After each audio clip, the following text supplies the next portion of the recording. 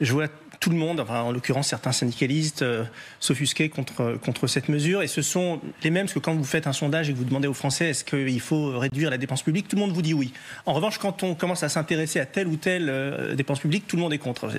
Il y a cette schizophrénie de laquelle il faudra sortir à un moment donné. Ensuite, là, on est en train de parler de quoi ? On est en train de parler d'un budget qui a augmenté de 5 milliards d'euros en l'espace de quelques années. 5 milliards d'euros.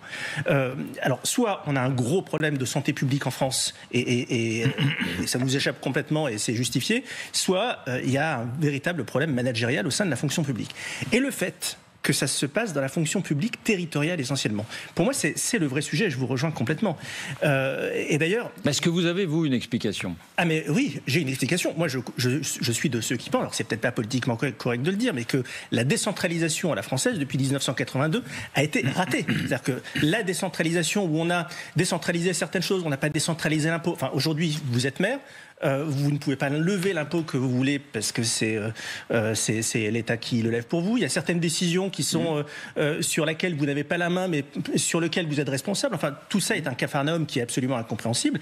Et donc, aujourd'hui, vous êtes obligé de créer ce pacte girondin et pour cette révolution girondine, pour mettre les élus locaux devant leurs responsabilités. Vous vous rendez compte que la fonction publique territoriale, c'est celle où vous avez le plus d'arrêts maladie par an, c'est celle où vous travaillez le moins dans l'année.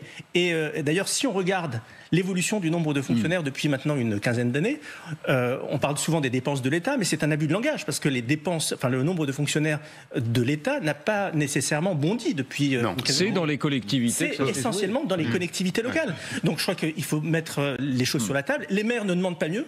Parce qu'aujourd'hui, ils font ce qu'ils peuvent avec des marges de manœuvre qui sont assez réduites à néant. Mais je crois que une partie aujourd'hui du problème d'efficacité de la performance publique que nous avons dans notre pays est liée à la manière dont fonctionne notre État léviathan qui a mis sous tutelle des collectivités locales qui ne sont pas autonomes. Il faut remettre à plat tout ça. Écoutez, d'abord, est-ce qu'il faut travailler plus en France ? Globalement, la réponse est oui. Je rappelle qu'on a un taux d'emploi qui est inférieur de 10 points à celui de nos voisins. Et si jamais on avait un taux d'emploi qui était du niveau des Pays-Bas ou des Allemands, on aurait 130 milliards de recettes en plus. Et ça réglerait une grande partie de nos problèmes. Donc là, déjà, philosophiquement, il y a l'idée, collectivement, que l'on doit se dire que nous devons travailler plus. Maintenant, il y a la manière. Il y a la manière dont on pourrait supprimer un jour férié. Parce que la journée de solidarité, la suppression du lundi de Pentecôte, ça a mis en réalité les entreprises dans une situation plutôt difficile. La plupart des entreprises, dont la mienne, continuent à férier cette journée pour une simple et bonne raison, c'est que beaucoup de services publics sont arrêtés, les écoles sont fermées, etc. Donc chez vous, le lundi de Pentecôte, c'est férié ? Chez nous, comme dans la plupart des entreprises de France, le lundi de Pentecôte reste férié. Donc en fait, on invente une journée de solidarité uniquement pour faire entrer de l'argent dans les caisses, mais fondamentalement, ça ne change rien. Donc moi, je suis d'accord pour supprimer un jour férié, mais dans ce cas-là, on n'invente pas une journée de solidarité. On supprime un jour férié.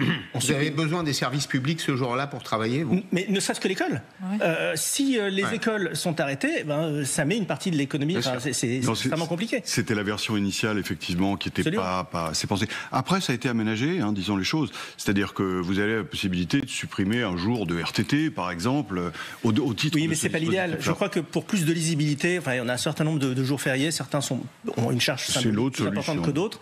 Je crois qu'il faut dire, voilà, on supprime un jour férié. Ce jour-là, il y a école. Ce jour-là, tout le monde bosse. Ce jour-là, les services publics fonctionnent normalement. Et puis basta, ça fait 3 ou 4 milliards en plus. Et ça procède de cette idée collective de travailler davantage.